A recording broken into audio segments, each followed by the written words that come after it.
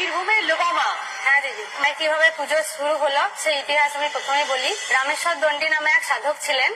উনি অজয় নদীর তীরে একটি নির্জন স্থান আরাধনার জন্য উনি বেছে নেন এবং উনি ওনার আরাধ্যা দেবীকে সেখানেই প্রতিষ্ঠা করেন। বর্তমানে ওনার সেই আরাধ্যা দেবী আমাদের লোবার মা এবং আমাদের গ্রামের নাম অনুযায়ী মায়ের নাম হয়েছে লোবার মা। উনি গ্রাম ছেড়ে চলে যাওয়ার সময় ওনার পুজোর দায়িত্ব সেবায়িত হিসেবে আমাদের ঘোষ পরিবারের পূর্বপুরুষ শ্রী দীনমণি ঘোষের হাতে মায়ের দায়িত্ব তুলে দিয়ে যান এবং পুজোর দায়িত্ব তুলে দিয়ে যান চক্রবর্তী পরিবারের পূর্বপুরুষ শ্রী শ্যামচাঁদ চক্রবর্তীর হাতে।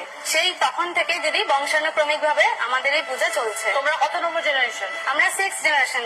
আচ্ছা। আমাদের বাড়িতে মাকে বাড়ির মেয়ে হিসেবে পুজো করা হয়। সেটার পেছনে আছে একটি অলৌকিক ঘটনা। দুবরাজপুর থেকে একজন শাখারি উনি আমাদের গ্রামে আসছিলেন শাখা বিক্রি করার জন্য। আমাদের গ্রামে শুরু হওয়ার আগেই একটি পুকুর আছে, যে পুকুরে মাকে বিসর্জন দেওয়া হয়। সেই পুকুরটির নাম হচ্ছে কালীভাষা পুকুর। সেখানে এক অপরূপ সুন্দরী এক বধূ উনি শাখারির কাছে শাখা পড়তে চান।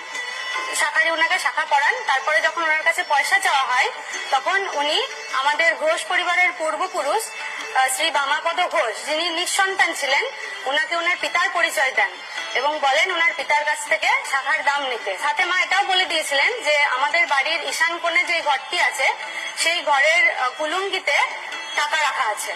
সে শাখারির কথা মতো যখন ঈশান কোণের সেই ঘরটিতে যাওয়া হয়, সত্যিকারেই কিন্তু কুঠুরিতে রূপোর টাকা পাওয়া যায়। তখন ওনারা ছুটে আসেন দেখবার জন্য।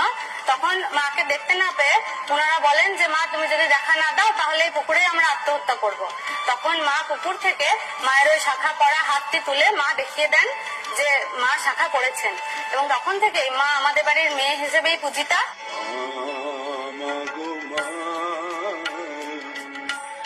আমায় ছেড়ে কোথাও তুমি চলে যেও না।